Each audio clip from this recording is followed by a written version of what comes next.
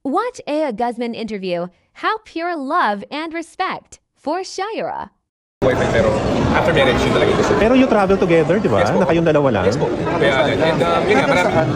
But yes, talaga, totoo yun. Kasi marami rin, like for example, hindi lang naman kayo Pati yung pamilya rin niya Siyempre, kailangan ko i-secure yun. Every time mag-travel kami, kailangan i-secure ko yung parents niya. Wala talaga mangyayari. Oo, magkasama kami magkatabi kami matulog. Pero, kasi wala po. And kahit itanong mo kay Shaira, yun ang lagi ko sinasabi sa parents niya. Kahit itanong niyo po kay Shaira, wala po. Hindi po ako nag-attempt, hindi ko po siya pinipilit or something. Wala po talaga. So, pure love talaga.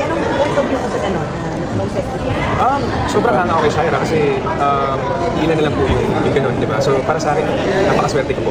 Doon pa lang, sabi ko sa inyo, napakaswerte ko kay Shaira kasi ito yun, kahit iwanan ko siya, mag-bar siya, magkasama niya friends niya, kampante ako, makakatulog ako ng maayos na hindi ganun sa Shaira. Hindi ko naman sa inana, pero I mean, yun lang po, sinasabi ko lang kung saan ako nagagaling. So yun po, para sa akin napakaswerte ko kasi ganun yung pananaw niya, gusto niya talaga. Pero ano